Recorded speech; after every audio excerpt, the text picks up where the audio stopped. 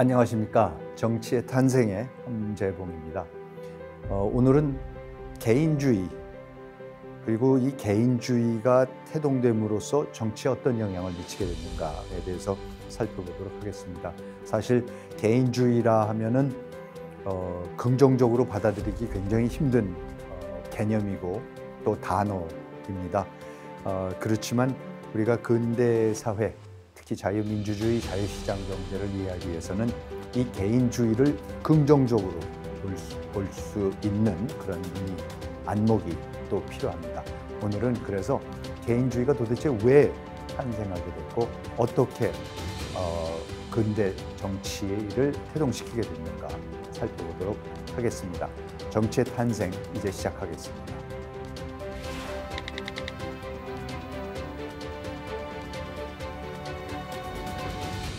인류 역사에서 이 자유민주주의, 자유시장 경제라는 게 등장한 것은 그 자체가 전 참 기적이라고 생각합니다. 우리가 인류 역사를 살펴보면은 우리가 아무리 오래 거슬러 올라가고 그리고 또 아무리 다양한 문명을 다 살펴보더라도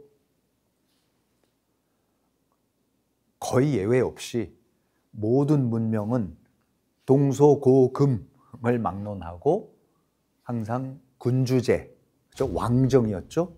왕정이었었고 그리고 독재, 그다음에 권위주의 이런 거를 통해서 체제가 형성이 되고 유지가 되었고 그리고 당연한 것으로 여겨왔기 때문에 정말로 극히 소수의 정말 예외적인, 예를 들어서 고대 그리스의 아테네 또는 로마 공화정 때 잠깐을 빼놓고는 사실은 자유민주주의라는 것은 없었고 그런 거를 만들어야 된다라는 거를 생각조차도 못했었습니다.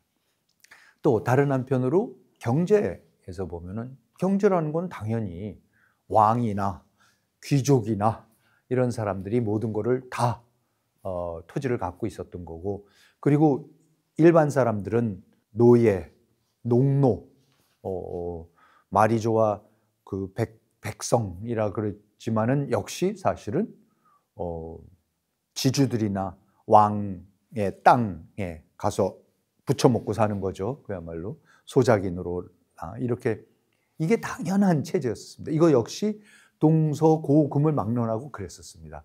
정치 체제는 항상 권위주의, 군주정이 됐든 뭐가 됐든 하여튼 귀족정이 됐든 권위주의 체제였었던 거고 그리고 경제는 항상 봉건제도, 왕이 다 갖고 있거나 이런 체제였었습니다. 모든 재산은 왕한테 귀속이 되는, 황제한테 귀속이 되는, 귀족한테 귀속이 되는 이런 체제였었습니다. 이 체제들이 무너지면서 우리가 알고 있는 자유민주주의, 자유시장 경제가 나오게 되는 것은 개인주의라는 게 태동이 되면서 가능했습니다. 그런데 이 개인주의야말로 사실 자유민주주의나 자유시장 경제가 태동되는 것 못지않게 참 놀라웁니다. 어떻게 그런 발상이 나왔는지 우리 말로 일단 어감 자체가 그렇지 않습니까? 아직도 한국 사람들한테 개인주의 하면 뭔가 부정적입니다. 개인 그럼 뭔가 이기주의, 자기만 생각할 줄 아는 이제 이런 식으로 그 어감이 그렇게 확 와닿았고요. 따라서 공동체주의, 가족주의, 민족주의, 애국심 이런 것이 훨씬 더 바람직스러운 거고 인간다운 것이지 개인주의 이런 건 아주 나쁜 거로 생각을 합니다. 아직도 어감이 그렇습니다. 그러면 도대체 이 개인주의가 어떻게 나왔는지 우리가 그걸 알아야 됩니다. 그걸 알게 되고 우리가 이렇게 해서 만들어진 게 개인주의고 그러니까 사실은 개인주의를 강조해야 되는 거구나. 개인주의가 좋은 거구나. 모든 이념이 다 그렇고 모든 사상이 다 그렇듯이 당연히 부정적인 측면도 있죠. 그렇지만 지금 우리가 처해 있는 상황에서 우리의 발전 단계에 있어서 우리의 정치, 경제, 사회, 문화, 문명적 발전 단계에 있어서 필요한 것이 뭐냐 하면은 저는 단연코 개인주의가 더 필요하다고 생각을 합니다. 개인주의 왜 싫어합니까?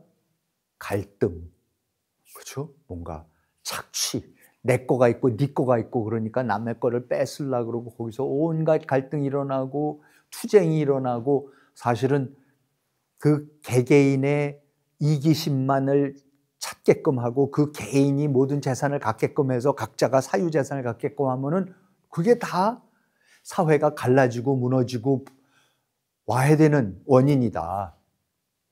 모든 재산은 공동체가 갖고 있어야 된다.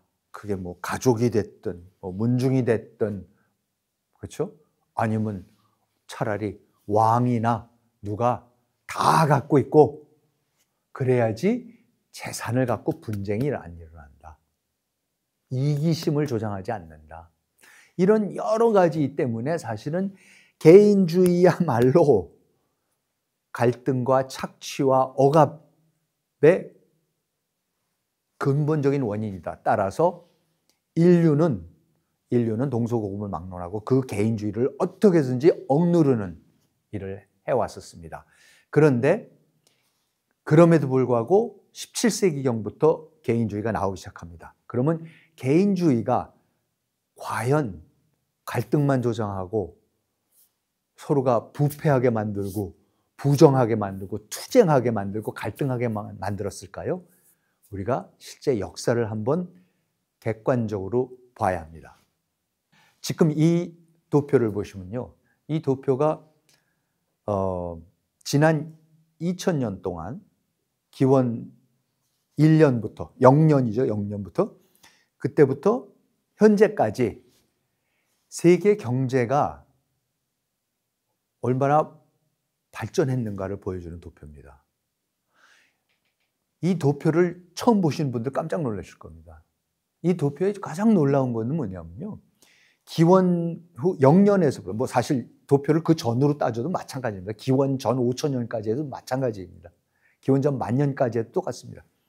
뭐냐면은 인류는 경제 발전이라는 것을 경험해 본 적이 없습니다. 언제까지요?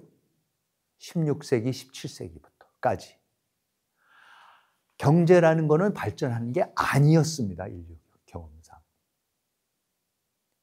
그러니까 농사를 짓고 그러면 농사를 지으면은 맨날 봄에 모내기 하고 그다음에 가을에 추수하고 이러면은 그 농작물이라는 게 물론 가뭄이 있고 홍수가 있고 그러면은 이제 줄어드는 경우가 있겠지만은 아무리 풍년이 들어도 특정 수확량 예상은 날 수가 없습니다. 그러니까 사실은 농업사회에서 살아왔던 인류 대부분은 우리 조선 사람들을 포함해서 대부분은 뭐냐면요. 경제는 매년 똑같습니다. 매년 똑같은 양의 쌀과 보리와 모를 추수할 수 있는 거고 다만 그거보다 지지만 않으면 되는 거죠. 그러니까 풍년만 들어주면 되죠. 기근 나지 않고 세리들이 와서 다 세금으로 뺏어가거나 이런 일만 없으면. 그런데 풍년이 들어서 설사 그런 일들이 나쁜 일들이 안 벌어지더라도 사실 그 풍년으로 해서 먹을 수 있고 누릴 수 있는 그 경제 수준은 똑같습니다. 변화가 없습니다. 그러던 것이 16세기, 17세기 와서 보면 도표에서 보시듯이 경제가 움직이기 시작합니다. 조금씩 발전을 하기 시작합니다. 이때가 16세기가 뭡니까? 종교개혁이 일어나고 개인주의가 나오기 시작하는 겁니다. 이 개인주의가 나오기 시작하면서 사유재산제가 퍼지기 시작하고 그럼으로써 개인의 자유가 확보가 되기 시작하고 개인의 창의력이 발휘되기 시작하면서 산업혁명이 일어나고 하면서 18세기, 19세기부터 시작해갖고는 그리고 20세기 들어와서 어떻게 됩니까? 폭발적으로 늘어납니다. 지금 대한민국은 20세기 중후반부터 이 흐름에 간신히 우리가 올라탄 겁니다. 그래서 그 올라탔기 때문에 지금 뭐 세계 10대 경제 강국이 되고 이런 얘기를 할 수 있는 건 지난 50년, 70년 사이에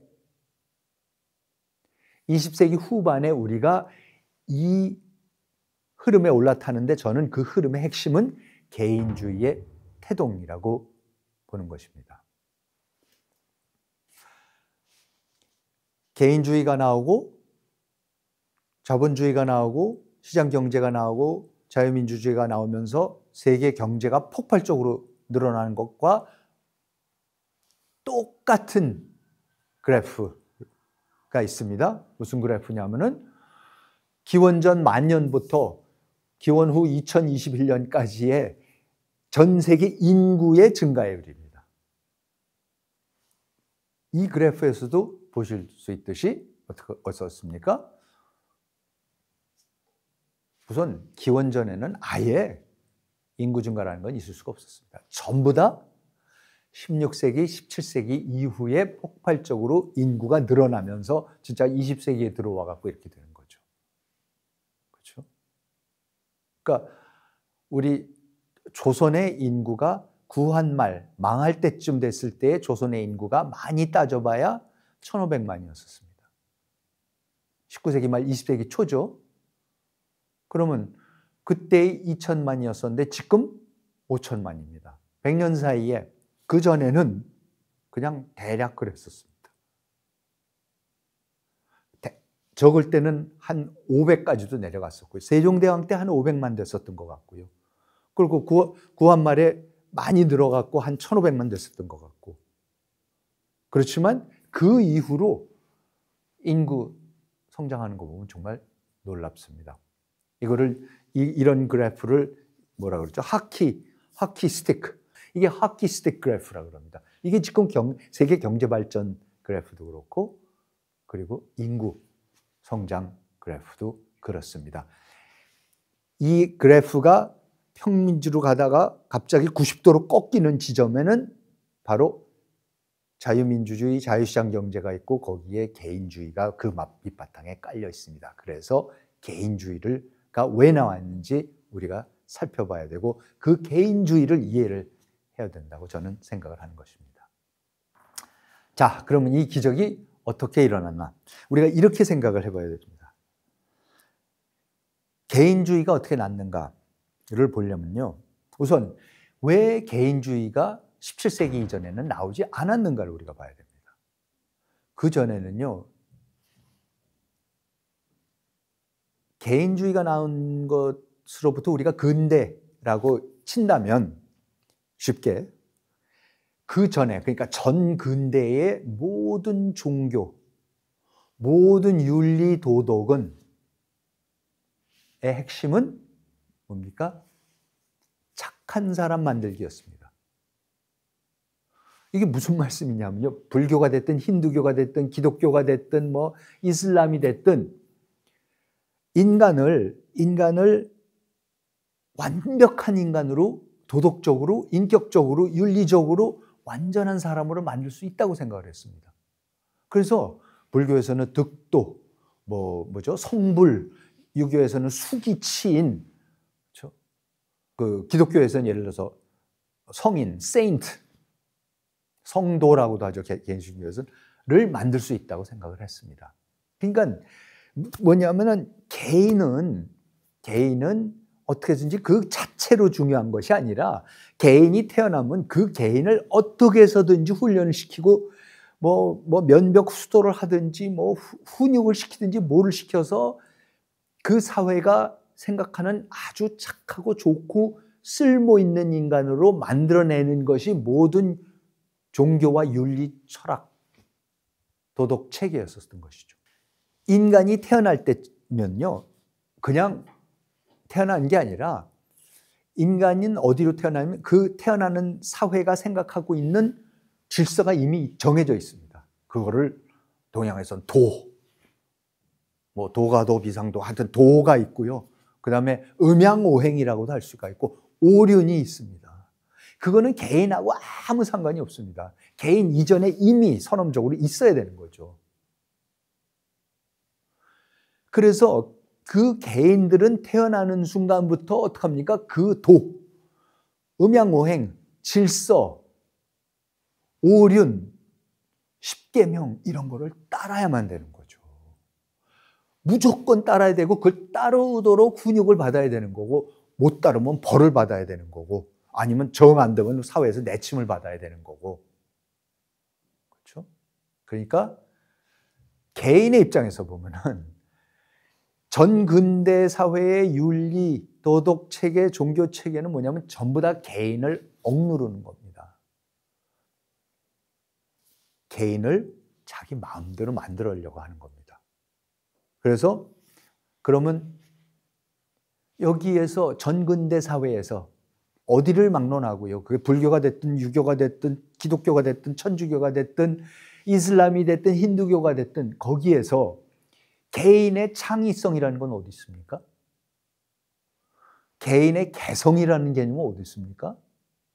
그런 개념 없습니다.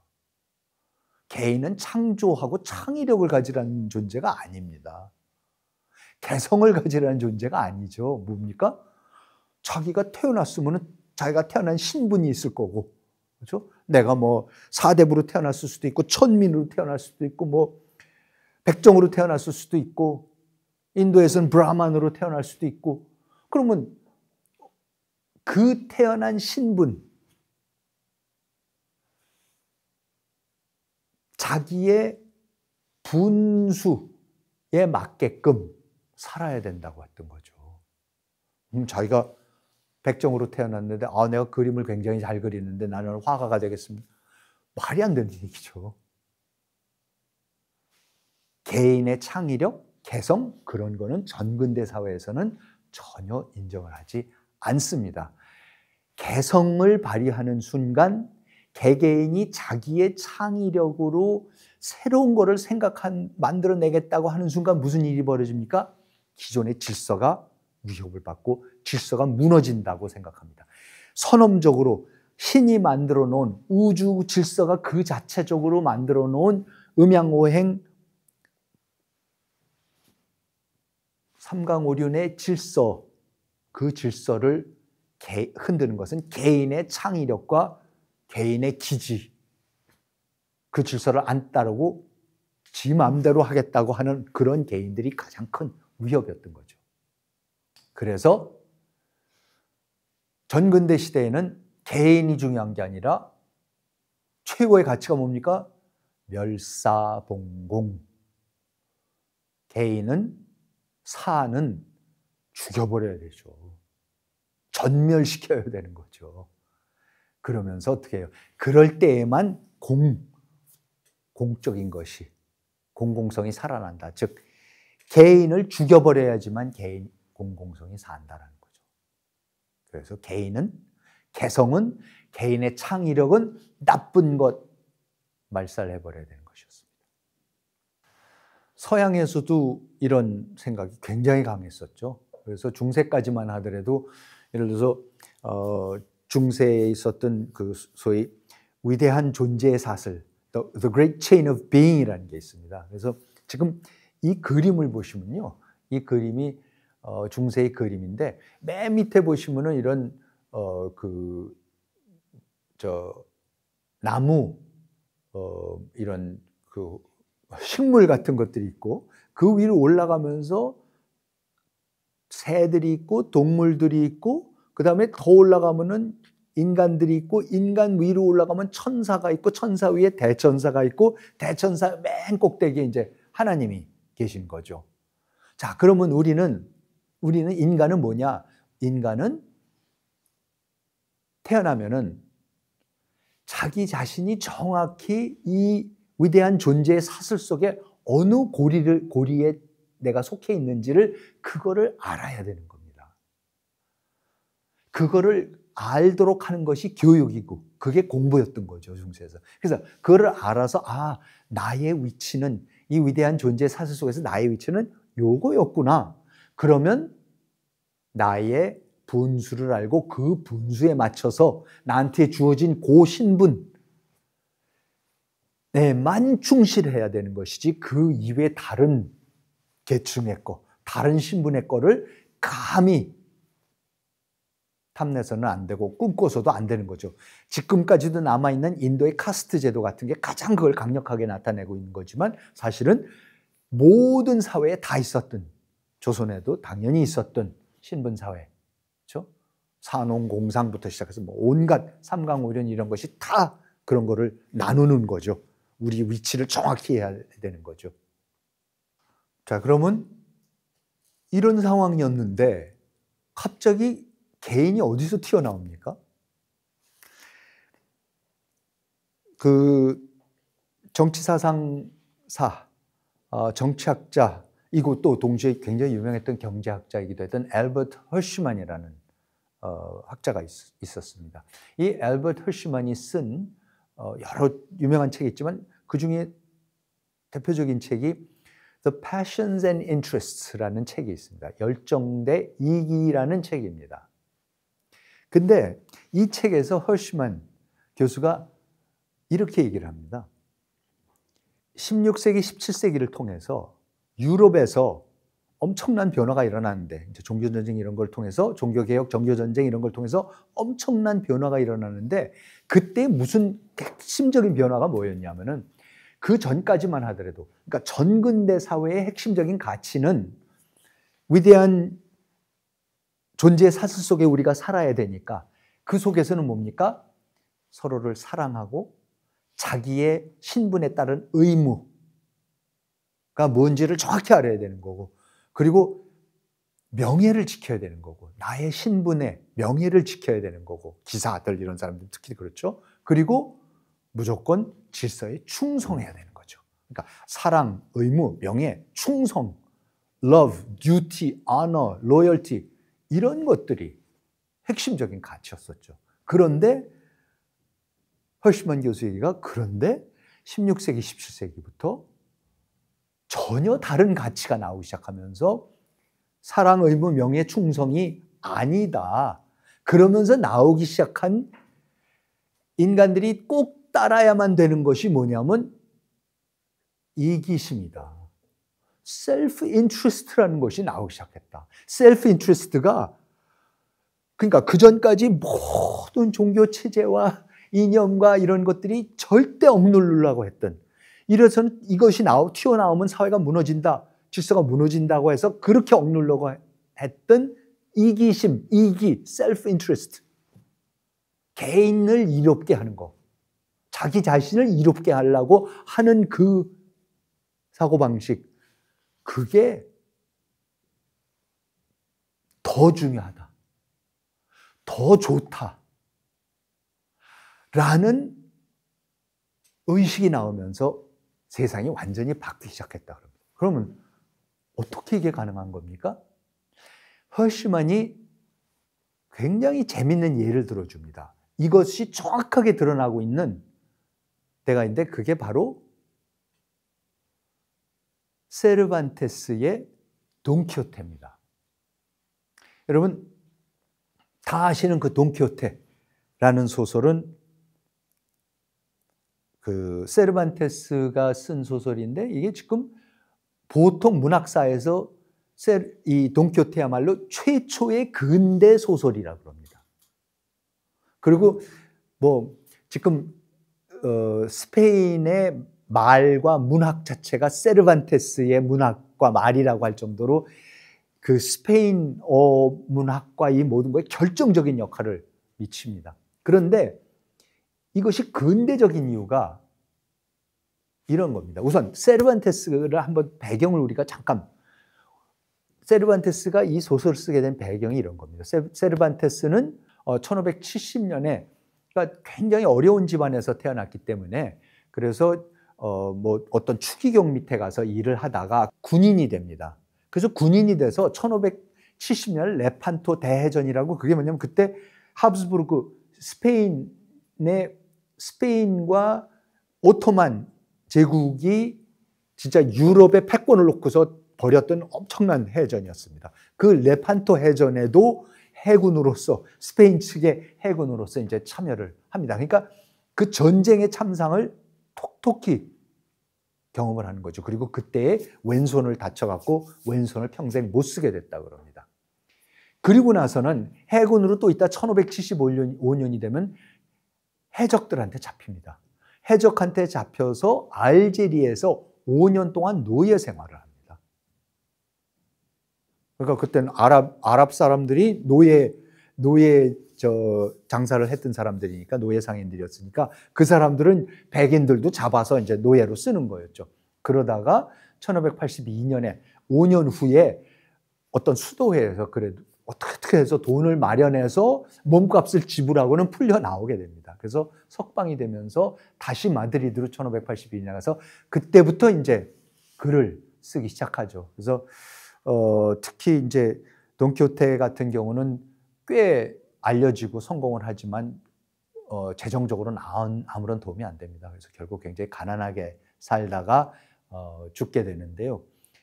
자, 세르반테스가 지금 그 사람의 삶의 직접적인 배경은 종교 전쟁이었습니다. 그러니까 오토만 제국하고의 종교 전쟁은 물론이지만 기독교하고 그 이슬람 간의 종교 전쟁은 물론이지만 바로 지금 자기가 충성하고 있던 살고 있던 이 하브스부르크 가문 스페인 제국, 그 제국이 뭘 하고 있었습니까? 개신교, 특히 영국의 엘리자베스 여왕하고 지금 스페인의 필립 2세하고 그 종교 전쟁을 일으키고 있었고, 그리고 그 아들인 그 필립 2세 아들, 그러니까 아버지 때부터는 아예 그냥 30년 전쟁하면서 그냥 유럽 전역이 초토화가 되는 전쟁이 벌어지고 있었던 거죠. 그러니까 전쟁 속에서 나서 전쟁 속에서 죽은 사람이 세르반테스입니다. 그것도 유럽이 전에 경험하지 못했던 엄청난 전쟁. 북부 독일의 인구의 3분의 2가 죽어야 되는 그런 전쟁이었습니다. 자, 그런데 그러면 이게 돈키호테가 도대체 이 근대하고 무슨 상관이 있는가? 이런 겁니다. 자, 우선 내용 아시죠? 돈키호테가 주인공이 알론소 키하노라는 시골에 있는 신사입니다. 그러니까 아주 작은 땅 조금 있고 소위 말하는 신사라고 간신히 붙일 수 있는 그런 사람인데, 그런데 이 아저씨가 맨날 기사도에 대한, 그 당시 이제 유행했었던 중세의 기사도에 대한 책들을, 소설들을 이제 많이 읽습니다. 그래서 그 소설들을 읽고서는 약간 정신이 이상해져서 사실은 내가 기사구나. 내가 원래 기사로 태어난 거였는데, 그러면서 내가 나가서 세상에 악을 무찔러야 되겠다. 기사로서.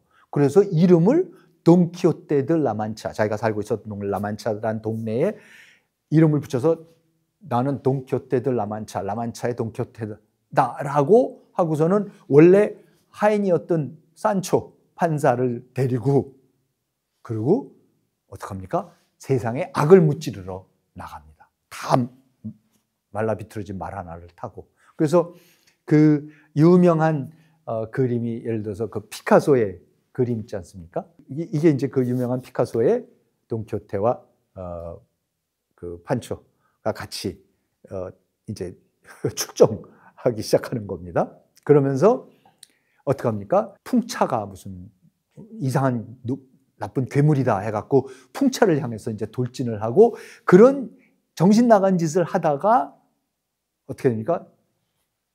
전국을 돌아다니고 이상한 일을 저지르고 황당한 일만 저지르다가 결국은 잡혀갖고 고향에 돌아오게 되는 겁니다. 그래서 고향에 돌아와서 또 있다가 2편으로 나오는데 2편은 또 한 번 도망을 쳐서 또 이제 그런 전국을 다니면서 이상한 짓을 하다가 잡혀오는 얘기가, 그게 사실 돈키호테입니다. 그래서 우리가 뭡니까? 돈키호테라는 말 뜻이 뭡니까? 전혀 엉뚱한 짓을 하는 사람. 전혀 시대착오적이고 전혀 어울리지 않는 짓을 하는 사람이란 뜻이 되어버리는 것이 돈키호테가 그렇게, 세르반테스가 돈키호테를 그렇게 설정했기 때문입니다. 그런데 중요한 것은 지금 돈키호테가 왜 돈키호테냐 그러면은 자기가 기사가 된다고 생각했다라는 자체가 돈키호테 같다는 거죠. 그러니까 기사가 아닌데 그냥 시골에 있는 젠틀맨인데 이달고인데 자기가 갑자기 중세에 기사라고 착각을 하기 시작했다는 거죠. 그리고 기사가 했음직한 짓들을 하고 이제 돌아다니는 거예요. 기사 노릇을 한다라는 게 돈키호테 같다라는 게 중세에는 말이 안 되는 거죠. 그러니까 중세에서는 뭡니까? 기사가 뭡니까? 가장 바람직한 이상적인 인간형이죠. 그러니까 중세까지만 해도 가장 이상적이었던 인간형을 지금 세르반테스는 뭐라 그래요? 완전히 돈키호테 같은 짓이다. 기사 같은 짓을 하는 짓이 황당무계한 시대착오적이고 돈키호테 같은 짓이다라고 지금 지적을 하고 있는 겁니다. 그럼 기사가 뭐냐? 기사라는 게 이런 거죠. 돈키호테가 읽었던 대표적인 책들에 나오는 얘기들이죠. 그러니까 아더왕의 전설 같은 거. 그럼 아더왕이 누굽니까? 아더왕의 전설이 뭡니까? 아더왕이 뭐 왕의 아들로 태어났었는데 뭐 이제 아버지가 죽게 돼서 몰래 가갖고 이제 있다가 뭐 어떻게 해갖고는 그래도 그 돌에 꽂혀 있는 그 엑스칼리버 칼을 뽑아갖고 진짜 왕임을 알게 돼서 그때부터 멀린이라는 마법사의 도움을 받아가지고 결국은 세계를 제패하고 그리고 캐멜럿이라는 가장 아름다운 성에서 거기에서 원탁을 만들어서 원탁에 당대 최고의 영웅 호걸들을 모아갖고 원탁의 기사들과 함께 통치를 하고 그러는 얘기지 않습니까? 그런데 아더왕의 전설은 거기서 끝나지 않습니다. 거기까지 가는 그것도 재밌는 거지만 사실 아더왕의 진짜 핵심은 뭡니까? 전설의 핵심은 아더왕이 그래서 그러면 세상의 모든 권세와 부귀 영화와 당대 가장 아름다웠던 여인이었던 구이네베르와 결혼을 해서 왕비와 결혼해서 그럼 행복하게 오래오래 살았다가 얘기입니까? 아닙니다. 그렇게 되자마자 뭐를 합니까? 이 원탁의 기사들이 아더왕이 주동이 돼서 뭐를 해요? 우리는 이러고 있을 때가 아니다. 자, 이제부터 진짜 일을 해야 된다. 뭐냐? 성배를 찾아 나서자 그럽니다. 여러분, 성배가 뭡니까? 예수님이 마지막 만찬에서 너희는 이 잔을 마셔라. 이 잔은 나의 피의 잔이니 하고 하는 마지막 만찬에서 마셨던 그 잔이 남아있다는 거죠. 어딘가에. 그래서 그 잔을 이제 찾아야 되는 거죠. 사실 이게 실제로 중세 유럽에 그러니까 뭐 십자군 전쟁을 가고 할 때마다 나오는 얘기가 그 성배를 찾는다는 얘기죠. 그러니까 뭐 지금도 사실 제노와 같은 데 가면 거기 박물관 가면 자기네가 찾았다는 그 당시 찾았다는 성배가 있긴 하고 그렇습니다만 아무튼 이 성배를 찾는 것이 그래서 하나님의 영광을 드러내는 것이 우리의 임무다. 그게 우리가 살아있는 이유고 그것을 해야지만 우리가 다시 천국에 들어가서 어떻게 구원을 받아서 하나님 곁에 가서 제대로 영생복락을 누릴 수 있다. 구원을 받을 수 있다. 이랬던 얘기 아닙니까? 그래서 이제 성배를 찾아 나섭니다. 그러면 여러분 이 얘기가 이게 멋있죠. 왜 멋있습니까? 사랑, 의무, 명예, 충성, 신앙, 즉 인간의 그 열정 이런 거를 추구하는 모습 아무리 부귀영화가 있고 권세가 있고 다 하지만 그거를 가차없이 버리고 사랑, 자기가 기사로서 해야 되는 의무, 기사로서 지켜야 되는 명예를 위해서 자기가 사랑한 여성의 명예를 지키기 위해서 그리고 자기 왕에 충성하기 위해서 신앙을 위해서 모든 거를 목숨을 포함해서 모든 거를 총애같이 버릴 수 있는 것이 그게 기사입니다. 그런데 세르반테스는 뭐라 그런 겁니까? 그게 시대착오적인 거라는 거죠. 기사도 정신 바보 같은 소리 좀 하지 말아라. 왜? 이런 정신 때문에 전쟁이 끊임없이 일어난다는 거죠. 무슨 성배를 찾으러 가고 왜 남의 나라를 그것 때문에 쳐들어가고 그게 뭐가 그렇게 대단한 차이라고 해서 저렇게 서로 죽이는 같은 기독교끼리 저런 미친 전쟁을 하고 맨날 서로 쳐들어가고 죽이고 하는 짓을 도대체 뭐를 하고 이게 뭐를 지키려고 하는 거냐? 그러면서 절대 이거 하지 말라. 그럼 뭐를 해야 됩니까? 돈키호테 원래 이달고입니다. 이달고가 뭡니까? 우리가 알고 있는 부르주아가 처음으로 나오기 시작하는 거죠. 그 뭡니까? 시골에서 어느 정도 재산이 있어서 책은 읽을 수 있고 공부 좀 할 수 있고 이런 사람들이 어떻게 되는 겁니까? 영국 같은 데서는 그게 토마스 호브스, 로크 같은 사람들이 되는 거고 그 사람들이 공부를 하고 그래서 점점 도시로 가서 부르주아들이 되기 시작하면서 거기에서 땅을 먹고 사는 게 아니라 그렇죠? 프로페션들이 생기면서 작가들이 되고 뭐가 되고 그러면서 변호사들이 되고 그러면서 근대 상업사회가 만들어지기 시작하고 그런 데죠. 그러면서 뭐냐면요. 제발 그 부르주아들 같이 이달고답게 뭐냐면 당신 앞가림이나 해라. 당신 먹고 살고 가족 먹여 사귈 생각이나 하지 자꾸 무슨 뭡니까? 하나님의 영광을 위해서 무슨 나의 명예를 위해서 나가서 싸우고 죽이고 그런 짓 좀 하지 말라는 겁니다. 내 인트레스트, 나의 이기적인 것만 챙겨라. 셀프 인트레스트를 챙겨야지 평화가 온다.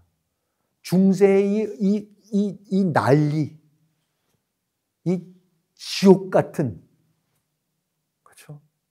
정말 이 지옥 같은 상황. 그 상황 속에서도 무슨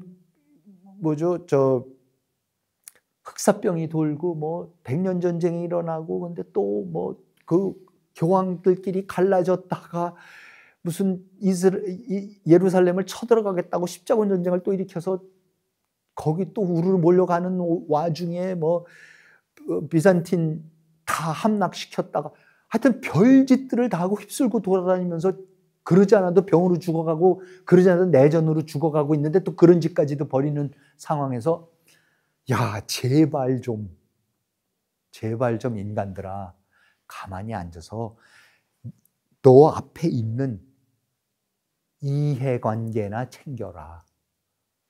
너의 이해관계랑 직접 상관없는 다른 거에 대한 신경 끄고 각자 자기한테 주어진 것만 지 것만 챙기고 특히 이해관계, 인트레스트입니다. 경제적인 이해 이런 거를 챙기라는 거죠. 그래야지만 평화가 온다. 그래야지만 종교전쟁이 끝나고 그래야지만 봉건시대가 끝난다. 그게 돈키호테의 메시지입니다.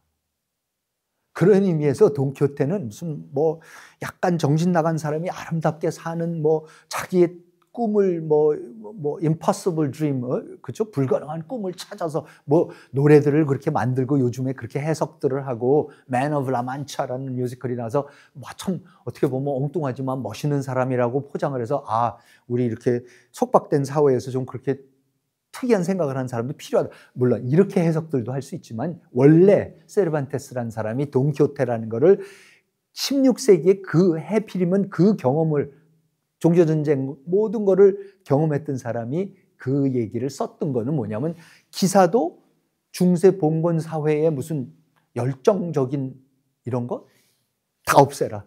제발 없어지고 이달고가 부르주아답게 자기 앞가림이나 하는 그런 세상이 만들어져야지만 된다는 걸 주장하기 위해서 세르반테스는 돈키호테를 썼습니다. 자, 그러면 이렇게 여태까지 모든 그 전까지 세르반테스 이전까지 모든 철학과 종교와 윤리 도덕 체계는 다 개인을 말살시키고 개인보다 더 우선인 공동체, 각종 공동체가 우선이고 그 공동체의 질서를 지키는 하나의 부품에 불과했다라고 한 것이 인간이라고 봤었는데 갑자기 셀프 인트레스트 딴 거 말고 개인의 이기심만 챙겨라. 이기만 챙겨라. 어떻게 챙깁니까? 그 이기를 계산할 줄 알고 시작하고, 그리고 그 이기심만을 바탕으로 해서 사회를 다시 만들어낼 수 있다고 하는 것이 바로 지난 시간에 말씀드렸던 사회계약론이지 않습니까?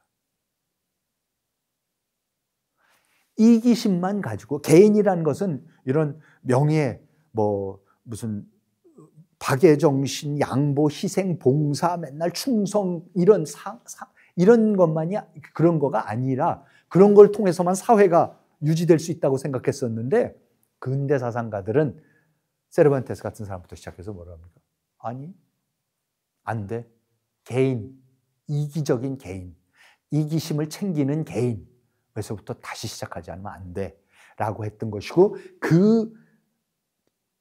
그런 이기심으로 똘똘 뭉쳐있는 그런 사람들이, 그런 존재들이 어떻게 공존을 할 수가 있고, 공동체를 만들 수 있고, 사회를 만들 수 있고, 질서를 만들어갈 수 있느냐, 그거를 만들어내는 것이 홉스나 로크 같은 사람들의 사회계약론이죠.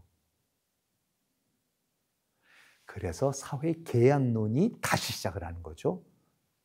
충성, 열정, 사랑, 봉사 이런 거 아니라 이기심만 갖고 있는 사람들끼리 지가 생존하기 위해서는 어쩔 수 없이 자기가 갖고 있는 그 생존권의 일부를 양보를 해서 레바이아탄 국가라는 걸 만들어 갖고 거기에 일부를 내 권한을 이양을 해주지만 그 대신 그 국가가 해야 되는 일은 뭐예요? 철저하게 나의 이해관계를 지켜주는 것.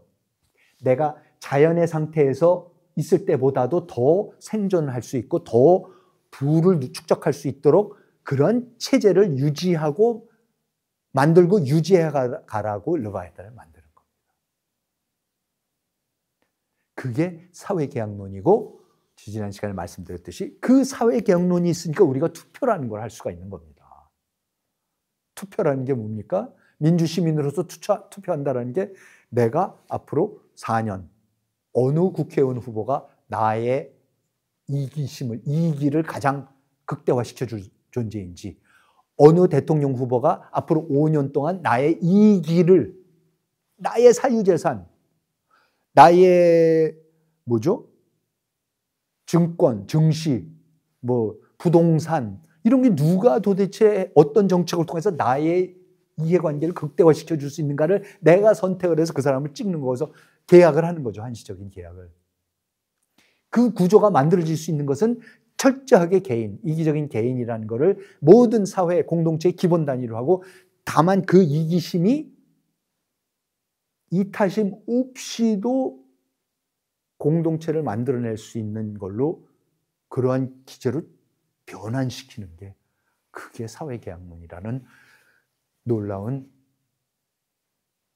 사상입니다. 이론입니다. 저는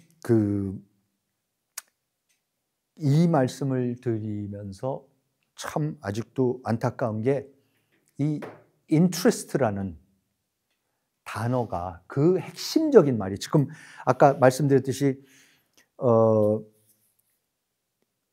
passions and interest, 열정에서 근대 사회는 interest를 중심으로 가는 사회다라고 헐시만 교수도 그렇게 말을 했다고 그랬고, 제가 쭉 그걸 설명을 드렸는데요. 그런데 문제는 뭐냐면 이 interest라는 말이 우리말로는 아직 번역도 안 됩니다. 한국 사람들한테는 아직도 개인도 이상한 개념이고, 개인주의는 더 이상한 거고, 그리고 interest라는 거, 이게 도대체 뭔지가 나쁜 걸로, 이기심하면 그냥 나쁜 거니까. 그러니까 이걸 뭐라고 번역해야 될지 잘 모릅니다. 근데 이런 용어 자체가 우리한테 굉장히 낯섭니다, 아직도. 그리고 딱 영어로 하면 self-interest. 그러면은 딱 들어오는 그 아주 핵심적인 개념인데, 근데 우리는 그 말도 사실 없습니다. 그러니까 참, 여러 가지로 우리가 근대 사회를 받아들이는데 굉장히 부족한 부분이 있다.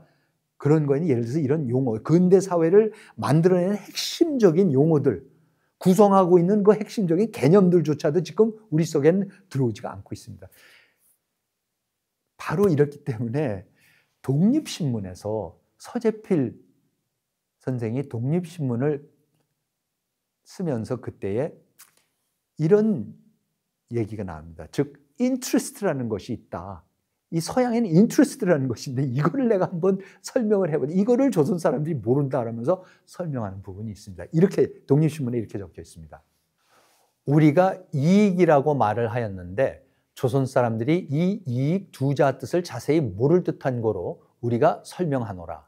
세계에 이익이라는 것이 여러 가지가 있는데 항다반 이익이라고 장사하는 데서 쓰는 것은 이조로 가지고 하는 말이요. 또 돈을 들여서 돈 이익은 못 보더라도 그 대신 목숨과 재산을 보존한다든지 높은 명예를 얻는다든지 의리에 옳다든지 나라 명예와 영광의 생각이 있다든지 남을 도와주어 하나님께 옳게 보이는 것이 모두 이익이라.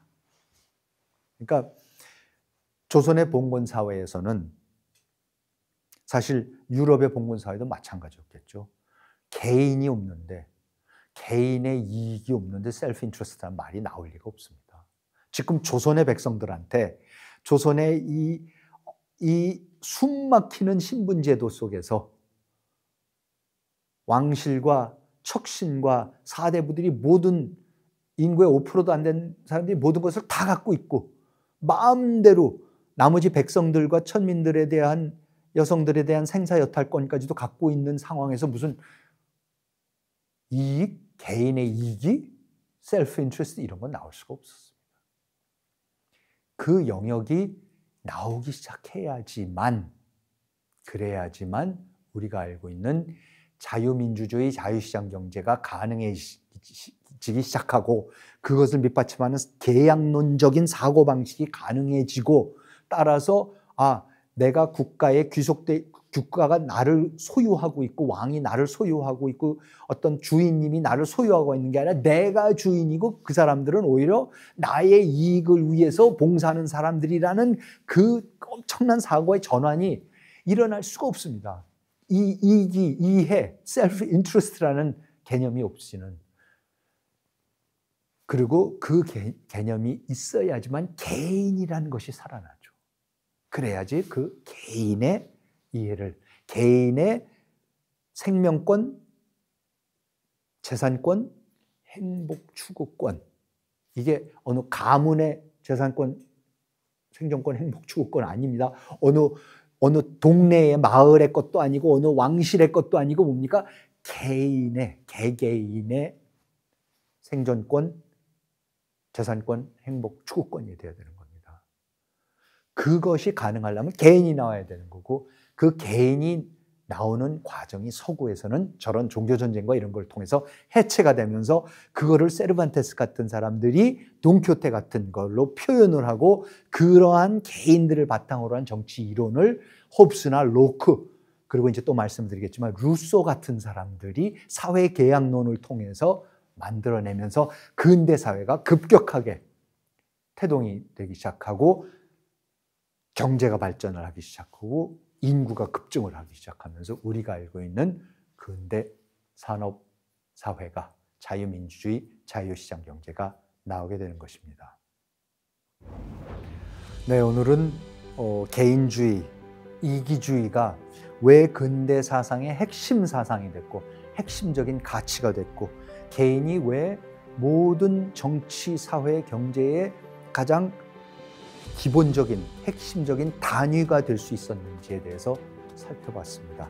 사실 아직도 한국 사회 그리고 수많은 전근대 사회 또는 그 전근대에서 근대로 이행하고 있는 많은 사회에서 아주 받아들이기 힘든 개념이고 그렇기 때문에 아직 그 근대로의 이행에 굉장히 큰 걸림돌이 되는 것이 바로 이 개인주의와 이기주의에 대한 몰이해 때문이기도 합니다.